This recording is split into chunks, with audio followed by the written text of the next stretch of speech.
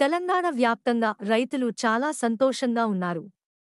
తమ రుణాలు మాఫీ అయ్యాయంటూ ఆనందం వ్యక్తం చేస్తున్నారు.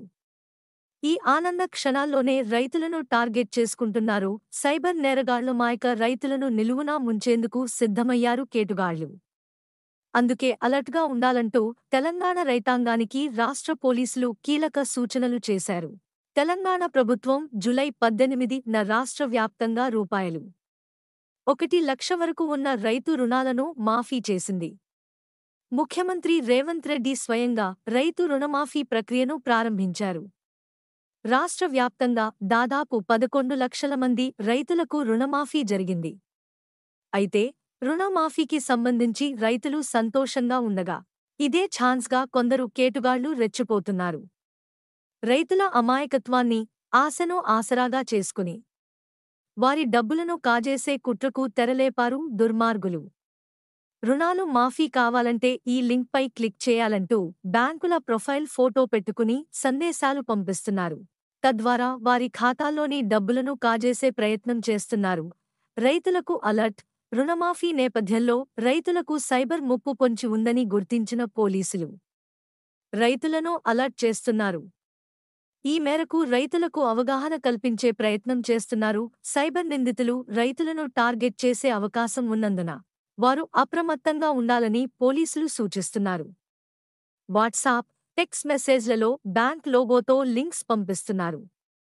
ఈ ఏపీకే లింక్స్పై క్లిక్ చేస్తేనే రుణమాఫీ అవుతుందంటూ నమ్మబలుకుతున్నారు.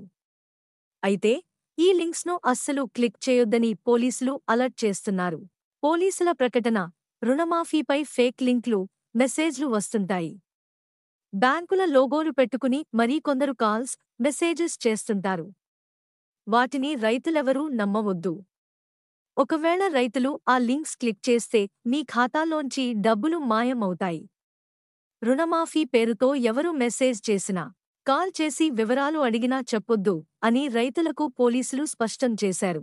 మోసపోతే వెంటనే ఈ పని చేయండి. కొందరు తెలియక సైబర్ నేరగాళ్లు పంపే లింక్స్ క్లిక్ చేయడం గానీ, బ్యాంక్ అధికారులని భావించి తమ ఖాతా వివరాలు చెప్పడం గానీ చేస్తారు. ఇలా చేయడం వల్ల సైబర్ నేరస్తులు బాధితుల అకౌంట్లను హ్యాక్ చేసి అందులోని డబ్బును దోచేస్తారు.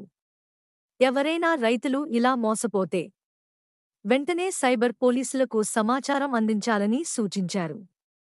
డబ్బులు పోగొట్టుకున్నట్లయితే వెంటనే 1930కి కాల్ చేయాలని, లేదంటే సమీపంలోని పోలీస్ స్టేషన్కి వెళ్లి ఫిర్యాదు చేయాలని పోలీసులు తెలిపారు.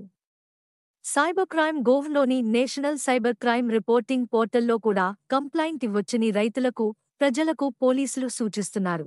మన ఛానల్కి సబ్స్క్రైబ్ చేసుకోండి, లైక్ చేయండి మరియు కామెంట్ చేయండి.